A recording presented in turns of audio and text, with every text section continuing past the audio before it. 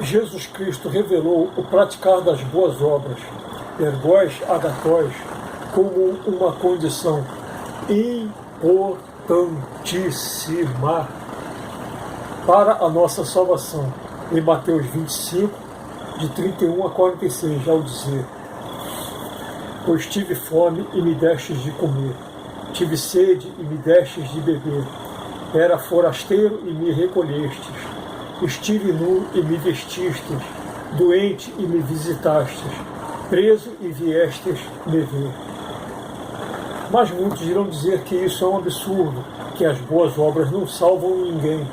Se é assim, então por que Jesus dá uma resposta extremamente dura aos que não praticam isso? Apartai-vos de mim, malditos, para o fogo eterno, preparado para o diabo e para os seus anjos. Essa verdade está na sua Bíblia Sagrada. Sim, é só conferir, por favor. Mas muitos se justificarão dizendo que a sua igreja não ajuda nenhum pobre necessitado, mas que fazem infinitamente mais do que tudo isso, onde são operadas inúmeras curas, milagres e prodígios. Então veja a resposta que Jesus dá aos que procedem assim em Mateus 7, de 16 a 20. Nem todo aquele que me diz Senhor, Senhor, entrará no reino dos céus, mas sim aquele que pratica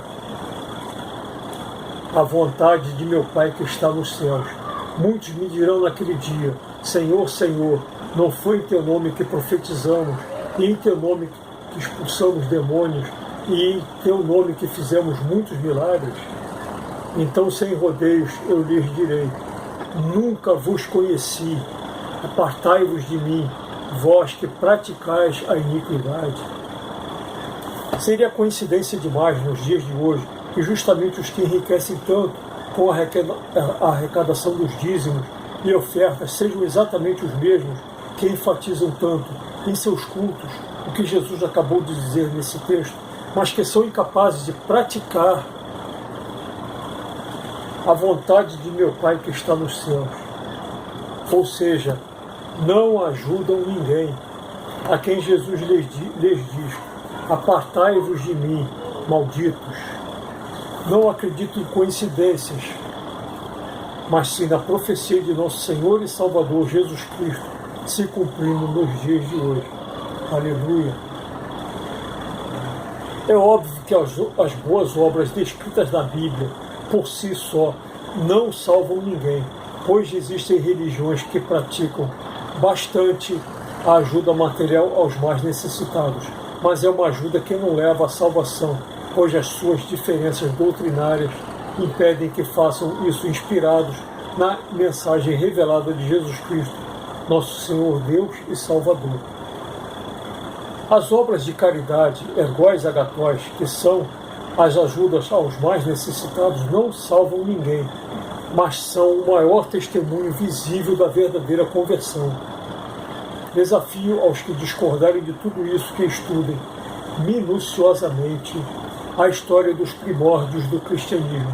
E por falar dos primórdios do cristianismo, são raros os cristãos, nos dias de hoje, que já ouviram falar no Didaquê, ou a Instrução dos 12 Apóstolos, escrito na segunda metade do século I, ou seja, na mesma época em que o Novo Testamento foi originalmente escrito. E nessa instrução revela o testemunho da verdadeira conversão, ao dizer, abre aspas, nem todo aquele que fala inspirado é profeta, a não ser que viva como o Senhor. É desse modo que você reconhece o falso e o verdadeiro profeta. Fecha aspas. A vida em comunidade, parte 3, capítulo 11, verso 8. Esse viver como o Senhor não é morar numa luxuosa mansão, como tantos líderes cristãos fazem, pois Jesus não tinha sequer onde reclinar a sua cabeça. Também não é viajar de jatinho, de iate ou de limusine, com o dinheiro roubado do povo, conforme é o verdadeiro contexto de todo o livro de Malaquias, pois o único meio de transporte que Jesus possuiu em todo o seu ministério foi um jumentinho, e assim mesmo uma única vez. Martinho Lutero não deveria rasgar somente a carta de Tiago, mas jogar toda a Bíblia fora, pois o apóstolo Paulo fecha com chave de ouro a sua 1 Coríntios 13, ao revelar que o amor é mais importante do que a própria fé. E que amor é esse? Nos manuscritos gregos desse texto diz ágape, de onde se origina a palavra agatóis, ergóis agatóis, que conforme já vimos é o amor dinâmico, atuante, o amor de caridade, o amor pelo próximo que está realmente necessitado. Paulo diz que o verdadeiro cristão tem uma profunda empatia com os que sofrem, que não fica somente olhando-os de longe, dizendo que vai orar por eles, mandando beijinho, dando tapinhas nas costas e dizendo Jesus te ama e eu também, mas sim corre para socorrê-los. Ninguém questiona que os apóstolos jamais tiveram boa vida. Muito ao contrário, foram perseguidos, espancados e cruelmente martirizados. Paulo, por exemplo, jamais recebeu dos cristãos montanhas de dízimos e ofertas arrecadados nos cultos para depositar em sua conta particular. Muito ao contrário, mesmo 14 anos depois de se converter apóstolo, ele continuou fabricando tendas para se sustentar. Leia os textos. Não faltavam carruagens luxuosas nessa época, mas o único meio de transporte depois da conversão de Paulo, depois da conversão, foi de navio, que não era dele, pois ele não poderia, em suas viagens, atravessar o mar Mediterrâneo várias vezes nadando. E, para quem duvidar de tudo isto, veja que Paulo percorreu a pé cerca de 30 mil quilômetros, segundo o documentário Os Primeiros Cristãos, produzido pela History Channel Brasil. Os que usurpam de se autoproclamarem apóstolos nos dias de hoje deveriam estudar mais a palavra de Deus, se envergonharem bastante disso e procurarem um emprego digno. Os primeiros cristãos não exerciam um amor platônico, de tapinhas nas costas e sorrisos amarelos, dizendo vou orar por você, mas um amor atuante, dinâmico, impactante. Todos os fiéis, unidos, tinham tudo em comum, vendiam as suas propriedades e os seus bens e dividiam o preço entre todos, segundo as necessidades de cada um. Eles faziam tudo isso e muito mais com alegria e simplicidade de coração. Isso está em Atos 2, versículos 44 e 45. Desafio-me a mostrar em alguma igreja nos dias de hoje fazendo exatamente como os primeiros cristãos faziam, e eu, com toda certeza, correrei para ela. Se você entrar numa igreja que defende a teologia da prosperidade, lendo essa passagem bíblica, dizendo que os primeiros cristãos vendiam tudo que possuíam e depois dividiam tudo entre os mais necessitados, dirão que essa divisão era somente entre os líderes da igreja. Mas não é isso que o texto bíblico está dizendo. Entretanto, se você insistir muito, eles ainda te xingam de comunista, te amaldiçoam e te botam para fora dali a pontapés. Essa divisão de tudo não era somente entre os líderes da igreja, conforme os teólogos da prosperidade irão defender. A prova disso é que logo a seguir, os apóstolos Pedro e João viram um aleijado de nascença lhes pedindo uma esmola. E a resposta de Pedro não poderia ter sido melhor. Ele disse: não tenho prata nem ouro, mas o que eu tenho, isto te dou. Em nome de Jesus Cristo Nazareno, levanta-te e anda. Atos 3, versículos de 1 a 10.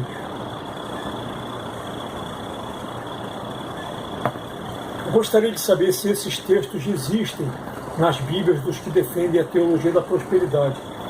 Ou, se existem, como é que eles os interpretam, pois os apóstolos não poderiam mentir quando disseram não tenho prata nem ouro. Mas muitos dirão que os apóstolos não mentiram, pois realmente não tinham dinheiro nenhum naquele momento, porque estava tudo investido na Caixa Econômica de Jerusalém. Ouso desafiar os grandes teólogos, defensores da teologia da prosperidade, a usarem apenas o Novo Testamento em todas as suas argumentações. Está aí lançado o desafio. Por esse e por inúmeros outros motivos é que a igreja se desviou muito, já nos primeiros séculos, do que Jesus e os apóstolos ensinaram. A prova disso que estou dizendo é que Santo Agostinho, comentando sobre esse texto bíblico que acabamos de ouvir, lamentou dizendo que, abre aspas, hoje temos o ouro e a prata, mas não temos mais o levanta-te e anda. Fecha aspas. Se isso não é uma das provas de que a igreja mudou muito, é o que então, meu amigo? O que mais assistimos os líderes cristãos fazerem nos canais abertos de televisão é pedir dinheiro, e mais dinheiro, montanhas de dinheiro, e muitos até fingem chorar diante das câmeras para pedir. Mas veja novamente o que o Didaquê, ou a instrução dos 12 apóstolos, diz sobre os líderes cristãos, apóstolos e falsos profetas que vivem a pedir dinheiro. Abre aspas. Se pedir dinheiro é um falso profeta. Se alguém disser sob inspiração, dê-me dinheiro ou qualquer outra coisa, não o escutem. Não o escutem. Porém, se ele pedir para dar aos outros necessitados, então ninguém o julgue. Fecha aspas. Didaquê, parte 3, capítulo 11, versos 6 e 12. Talvez seja por esse motivo que o Didaquê seja tão desconhecido entre os cristãos, infelizmente. O aleijado de nascença via os outros caminhando, mas ele próprio não sabia o que era andar. Ele nunca fez isso, mas pela ação da graça de Deus, no mesmo instante, os pés e os calcanhares se lhe consolidaram. Deu um salto, ficou de pé e começou a andar. Entrou com eles no templo, andando, saltando e louvando a Deus. Atos 3, versículos 7 e 8. Você consegue imaginar um aleijado de nascer, um aleijado dos pés, desde o seu nascimento, saltando por aí? O aleijado de nascença somente queria uma esmola e nada mais além disso, mas pela graça de Deus ele recebeu infinitamente mais, muito mais do que todo o ouro e toda a prata do mundo, ao ponto de entrar no templo saltando e louvando a Deus. Aleluia! O conflito teológico sobre o que é mais importante para a nossa salvação, se é o nosso livre-arbítrio ou se é a graça de Deus, sempre acirrou os ânimos dos melhores teólogos ao longo dos séculos, conforme aconteceu no Concílio de Trento no meio do século XVI, onde, abre aspas, tão pouco se definiu como conciliar as duas proposições, de que a salvação se deveria à graça de Jesus Cristo de um lado e que as decisões livres do arbítrio humano seriam necessárias à salvação do outro, contradição que provocaria inúmeras disputas doutrinárias. Fecha aspas. Segundo a obra, o Livro de Ouro dos Papas, daí de Ouro, na página 210. Não era para ser assim, meu amigo, pois a palavra de Deus inteira nos revela que a infinita superioridade da graça de Deus sobre o nosso livre-arbítrio. Entretanto, o fato dessas disputas doutrinárias se tornarem inúmeras dentro da igreja dão provas mais do que suficientes, conforme prometi para vocês, que iria provar da existência de um pelagianismo disfarçado dentro da igreja. Essas inúmeras disputas doutrinárias, provocadas por estúpidas contradições teológicas entre o livre-arbítrio humano e a graça de Deus para a nossa salvação, é fruto de uma péssima interpretação da palavra de Deus ao longo de tantos séculos, pois Jesus Cristo nos salvou sem pedir o consentimento de ninguém, e tampouco nos salvou porque merecíamos ser salvos. É preciso deixar bem claro isso. Reflita muito bem sobre isso. O que não se enquadra nisso é heresia pelagiana. Logo depois do Concílio de Trento, as controvérsias acerca da conciliação entre o livre-arbítrio e a graça voltaram à tona. O livro de ouro dos Papas, no meio da página 226. Para ser mais claro, controvérsias provocadas pelos defensores da graça de Deus de um lado e muitos clérigos pelagianistas disfarçados de outro. Se não fosse assim, não haveriam inúmeras disputas doutrinárias entre o livre-arbítrio humano e a graça de Deus para a nossa salvação. Como essas controvérsias eram intermináveis e nunca chegavam num acordo, é que os papas Clemente VIII e Paulo V, no início do século XVII, impuseram silêncio a essas controvérsias. O livro de ouro dos Papas, na página 227. Infelizmente, isso foi uma perda terrível para todos. Os pensamentos de grandes teólogos nos ajudam a compreender melhor a palavra de Deus, mas eles não são a palavra final, não são inspirados. Afinal de contas, não foi Lutero e nem os evangélicos que inventaram o sola escritura, ou seja, somente a escritura, pois ela foi defendida muitos séculos antes por São Cipriano, segundo o livro Patrologia, da editora Paulus, no início da página 187, por São Cirilo de Jerusalém,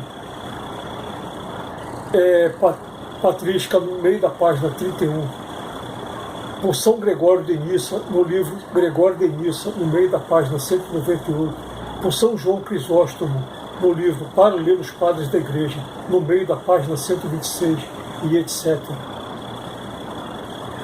Se eles representam as primeiras tradições da Igreja que apontam para a supremacia da Palavra de Deus, por que não foram respeitados? Um exemplo desse desrespeito é o Concílio de Trento, que, abre aspas, declarou que a Bíblia não é autoridade suprema. Fecha aspas. Segundo o livro A Interpretação Bíblica, das edições Vida Nova, na página 56. Muitos teólogos nos primeiros séculos separaram a Bíblia que conhecemos de inúmeros escritos apócrifos, mas isso não os capacita a estarem acima da palavra de Deus. Eu posso descobrir um diamante no meio de muitas toneladas de pedra, mas isso não me capacita a afirmar que criei o diamante. Foi Deus quem o criou. Peço que me perdoe, mas essa insistência de dar à tradição oral um valor superior ao da Bíblia é a herança do farisaísmo hipócrita, que, abre aspas, algumas vezes atribuía um valor maior à tradição oral do que à palavra da Escritura. Fecha aspas, segundo o livro O Julgamento de Pilatos, das edições paulinas, na página 36. É para esses que Jesus se dirige quando diz: assim, por causa da vossa tradição, anulais a palavra de Deus, conforme está em Mateus 15, de 1 a 6. Se temos que respeitar a tradição da Igreja, então por que será que a tradição da Igreja, nos primeiros séculos, não foi respeitada pela própria Igreja? O que é isso? É traição?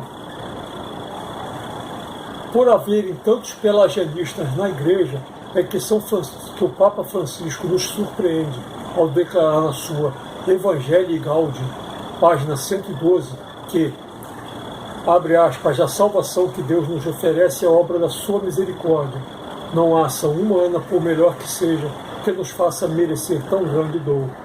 Fecha aspas. Te desafio a tentar explicar isso a um líder cristão, a um padre ou a um pastor. Na sua vinda na Jornada Mundial da Juventude, o Papa declarou que a Igreja sempre precisa ser reformada. E na sua Evangelii Gaudium, parágrafo 261, diz que a melhor forma disso acontecer é ela sair para fora de si mesma, a fim de evangelizar todos os povos. Mas afirmo que isso nunca irá acontecer, pois há 20 anos atrás eu frequentava a escola de evangelização, onde adorava evangelizar com a Bíblia na mão, de 2 em 2, de casa em casa, conforme Jesus Cristo pediu que os seus discípulos fizessem. Eu senti uma força indescritível, como jamais tinha sentido na minha vida. Era uma força que vinha de Deus. Era como se todos os problemas da minha vida desaparecessem, e no lugar deles somente enxergava soluções. Mesmo quando não estava com a Bíblia na mão, comentava com todos na rua, no trabalho, no ônibus, no mercado, no hospital, onde eu estivesse. Eu estava sedento para revelar Jesus Cristo e os apóstolos, sem defender religiões ou levantar bandeiras de denominações. Bem no início da escola de evangelização, a igreja nos deu um suporte extraordinário, onde haviam dezenas de pessoas repletas do Espírito Santo, mas com o passar do tempo esse número foi se extinguindo, até acabar, sem nenhuma explicação. Isso foi um golpe duríssimo e, desde essa data, o meu interesse em participar das coisas da igreja nunca mais foi o mesmo. Mas, como lindas flores também nascem na lama, passei a intensificar meus estudos teológicos. Cursei seminário de teologia durante 4 anos e depois disso estudei centenas e centenas de livros de teologia e da história do cristianismo. E não pretendo parar, meu amigo. Essa reforma da igreja tem que ser uma volta à igreja primitiva, quando os cristãos cuidavam dos pagãos doentes e dividiam tudo entre os mais necessitados, falando do perdão de Jesus, sem julgar uns aos outros e, principalmente, amando os seus inimigos, quando o amor pelo próximo, ergós, agatós, dava um testemunho da verdadeira conversão, dava mais testemunho, da verdadeira conversão do que rodopios, gritos, saltos, tremeliques, danças esquisitas, desvarios e outras baboseiras nas igrejas nos dias de hoje. As igrejas precisam de uma reforma profunda e urgente, saindo para fora de si mesmas, das suas zonas de conforto, de seus autoritarismos eclesiásticos, e embora isso irá escandalizar a muitos, de seu pelagianismo disfarçado, que duvida da graça de Deus, ao ponto de provocar inúmeras disputas doutrinárias entre a graça de Deus e o livre-arbítrio humano sobre a nossa salvação, e passar a se debruçar mais sobre a palavra de Deus, e sobre os escritos dos pais da igreja, que representam a primeira e verdadeira tradição da igreja, conforme fizemos neste estudo, para finalmente compreender o que significa. E conhecereis a verdade, e a verdade vos libertará. João 8,32. Aleluia.